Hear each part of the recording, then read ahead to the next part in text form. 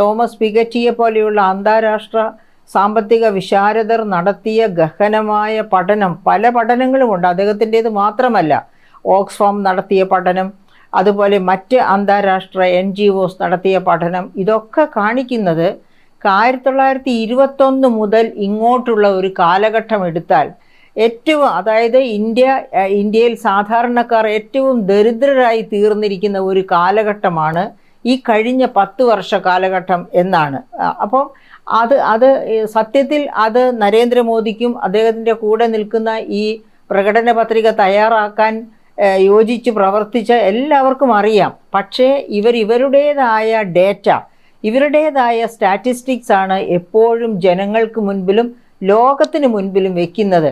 അതായത് international labour ഓർഗനൈസേഷൻ്റെ data, united nations population പോളിസിയുടെ data, global hunger index data, അതുപോലെ തന്നെ ഇന്ത്യയിലെ തന്നെ national family health care data, national statistical ഓർഗനൈസേഷൻ്റെ ഡേറ്റ, ഇത്തരം ഡേറ്റകളെ ഒക്കെ വെല്ലുവിളിച്ച്, അതായത് അവരുടെ ഒക്കെ മെത്തഡോളജി തെറ്റാണ് എന്ന് യാതൊരു ഉളുപ്പുമില്ലാതെ പറഞ്ഞുകൊണ്ടാണ് സ്വന്തം ഡേറ്റ, അതായത് സ്വന്തം താല്പര്യപ്രകാരം കരുപ്പിടിപ്പിച്ച ഡേറ്റ, സാമ്പത്തിക ശാസ്ത്ര ലോകത്ത് അതിന് പറയുന്നത് ഡേറ്റ കുക്കിംഗ് എന്നാണ്. എന്താണ് ഡേറ്റ കുക്കിംഗ് എന്ന് പറയുന്നത്?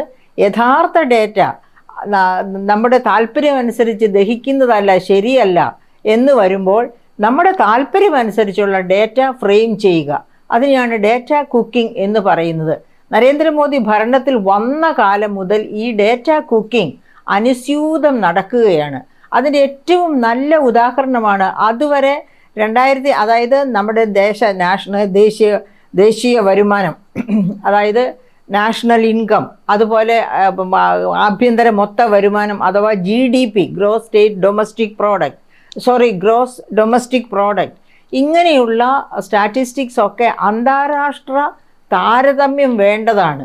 അതുകൊണ്ട് യുണൈറ്റഡ് നേഷൻസ് ഫോം ചെയ്തിട്ടുള്ള ഒരു മെത്തഡോളജി അനുസരിച്ചാണ് എല്ലാ രാജ്യങ്ങളും ഇത്തരം ഡേറ്റ മാത്രമല്ല, യുണൈറ്റഡ് നേഷൻസിൻ്റെ വേരിയസ് ഓർഗൻസ് ഫോം ചെയ്തിട്ടുണ്ട്. ആ ഓരോ ഓർഗനും ഓരോ മേഖലയെപ്പറ്റി താരതമ്യ പഠനം ലോകത്താകമാനം നടത്താൻ വേണ്ടിയുള്ളതാണ്. അങ്ങനെ ലോകരാജ്യങ്ങളെ താരതമ്യം ചെയ്യാനുള്ളതാണ്. അങ്ങനെ ലോകരാജ്യങ്ങളെ താരതമ്യം ചെയ്യാൻ വേണ്ടി അതിനുവേണ്ടി ഫ്രെയിം ചെയ്ത മെത്തഡോളജി പ്രകാരമാണ് ഓരോ രാജ്യത്തെയും ഈ പറയപ്പെട്ട UN-ൻ്റെ ഓരോ ഉപവിഭാഗവും ഓരോ രാജ്യത്തെ, ഇപ്പോൾ ഹങ്കർ ഇൻഡെക്സ് ആയാലും പോപ്പുലേഷൻ സ്റ്റാറ്റിസ്റ്റിക്സ് ആയാലും ഏതും കളക്ട് ചെയ്യുന്നത്. അപ്പോൾ അങ്ങനെ ഉണ്ടാക്കുന്ന സ്റ്റാറ്റിസ്റ്റിക്സ് ഒക്കെയാണ് മെത്തഡോളജി തെറ്റാണ് എന്ന് പറഞ്ഞ് നരേന്ദ്രമോദി തൂത്തു മാറ്റുന്നു. എന്നിട്ട് സ്വന്തം താല്പര്യക്കാരെ കൊണ്ട് സൃഷ്ടിച്ച മെത്തഡോളജി അനുസരിച്ച് ഡേറ്റ ഉണ്ടാക്കുന്നു. അതാണ് 2014-15 മുതൽ ഇങ്ങോട്ടുള്ള കാലഘട്ടങ്ങളിലൊക്കെ സംഭവിക്കുന്നത്. 15-16 GDP ഒക്കെ കാൽക്കുലേറ്റ് ചെയ്തത് അതുവരെ 2004-5 ബേസിലായിരുന്നു ഈ നാഷണൽ ഇൻകവും GDPയും ഒക്കെ കാൽക്കുലേറ്റ് ചെയ്തിരുന്നത് എങ്കിൽ നരേന്ദ്രമോദി വന്നതിന് ശേഷം ആ ബേസ് ഇയർ 2011-12 മാറ്റുന്നു. അതിനെ തന്നെ അന്ന് അദ്ദേഹത്തോടൊപ്പം പ്രവർത്തിച്ചിരുന്ന അനന്തസുബ്രഹ്മണ്യൻ, അതായത് നീതി ആയോഗിൻ്റെ CEO ആയിരുന്ന അനന്തസുബ്രഹ്മണ്യൻ തന്നെ അതിനെ ക്രിട്ടിസൈസ് ചെയ്ത് അദ്ദേഹത്തിൻ്റെ ലാവണത്തിലേക്ക് തിരിച്ചുപോയി, കാലം പൂർത്തിയാക്കാതെ അദ്ദേഹം തന്നെ പറഞ്ഞിട്ടുണ്ട്. അപ്പോൾ അങ്ങനെയുള്ള ഒരു ഡേറ്റ സമ്പ്രദായമാണ് വളരെ തെറ്റായ, അന്താരാഷ്ട്ര തലത്തിൽ കമ്പയറബിൾ അല്ലാത്ത, താരതമ്യത്തിന് കൊള്ളാത്ത തരത്തിലുള്ള സ്റ്റാറ്റിസ്റ്റിക്സ് ഉണ്ടാക്കി ഊതി വീർപ്പിച്ച കണക്കുകൾ പെരുപ്പിച്ച് കാണിച്ചാണ് നരേന്ദ്രമോദി ലോകത്തിന് മുൻപിൽ മുഖമുയർത്തി നിൽക്കുന്നത്. അതായത് ഞങ്ങളുടെ ഇന്ത്യ കുതിച്ചു കയറുകയാണ് എന്നൊക്കെ പറഞ്ഞ്. അപ്പോൾ ഈ പറയപ്പെട്ട പല രാജ്യങ്ങൾക്കും എന്തെങ്കിലും പ്രയോജനം അങ്ങോട്ടും ഇങ്ങോട്ടും ഈ പുറംചൊറിയിൽ അങ്ങോട്ടും ഇങ്ങോട്ടും നടത്തുകയാണല്ലോ സാധാരണ ഓഹരി വിപണിയിലെ ഒരു പുറംചൊറിയൽ തന്ത്രം. ആ തന്ത്രം അന്താരാഷ്ട്ര മേഖലയിലും രാഷ്ട്രങ്ങൾ തമ്മിലും ചൊറിയുന്നു എന്ന് വേണം കരുതാൻ. അപ്പോൾ അങ്ങനെ ചൊറിയുന്നത് കൊണ്ട് പലരും ഇന്ത്യ വളരെ വലിയ വളർച്ചയിലാണ് എന്നൊക്കെ അന്ധമായി വിശ്വസിക്കുന്നു, അല്ലെങ്കിൽ അവരുടെയും വിവരക്കേട് എന്ന് മാത്രം നമുക്ക് കണക്കാക്കിയാൽ മതി.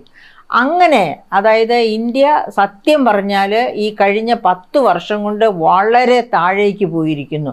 GDP ഗ്രോത്ത് റേറ്റ് അതിന് മുൻപുള്ള 10 വർഷം, അതായത് UPA ഭരിച്ച കാലത്തെ 10 വർഷം 6.9% വളർച്ചയുണ്ടായിരുന്നു. 6.7% വളർച്ചയുണ്ടായിരുന്നത് പിന്നെ BJP ഭരിച്ച 10 വർഷം 5.9% കുറഞ്ഞു ശരാശരി വളർച്ച. അതായത് അവരുടെ മെത്തഡോളജിയൊക്കെ മാറ്റി ഇഷ്ടപ്രകാരമുള്ള മെത്തഡോളജി ഉണ്ടാക്കിയിട്ട് പോലും UPA കാലഘട്ടത്തിൽ നേടിയ വളർച്ചാ നിരക്ക് നേടാൻ കഴിഞ്ഞില്ല എന്നർത്ഥം. അപ്പോൾ അങ്ങനെ ഉള്ള ഒരു സാഹചര്യത്തിലാണ് മൂന്നാമതൊരു ഭരണം, അതായത് സാധാരണ ജനങ്ങൾ ഈ ചതി അറിയുന്നില്ല. ഇതിവിടെ ഇത്തരം കാര്യങ്ങളെപ്പറ്റി ആഴത്തിൽ അറിയാവുന്നവർക്ക് മാത്രമാണ് ഈ മഹാ തെറ്റുകൾ മനസ്സിലാവുകയുള്ളൂ. കബളിപ്പിച്ചുകൊണ്ടിരിക്കുകയാണ് ഈ രാജ്യത്തെ ജനങ്ങളെ എന്ന് മനസ്സിലാവുകയുള്ളൂ. അപ്പം അതിൽ നിന്ന് മുതലെടുത്ത് ഒരു പ്രാവശ്യം കൂടി ഈ നാട്ടിലെ ജനങ്ങളെ കബളിപ്പിക്കാൻ പറ്റിയാൽ ഈ നാടിൻ്റെ മുഖച്ഛായ തന്നെ, അതായത് തലേവിധി തന്നെ മാറ്റി എഴുതാൻ പറ്റും എന്ന വിശ്വാസത്തോടു കൂടിയാണ് ഈ മഹാരഥന്മാർ ഇങ്ങനെ ഒരു എന്താ പറയുക, ഒരു ഇലക്ഷൻ മാനിഫെസ്റ്റോ തയ്യാറാക്കിയിരിക്കുന്നത്.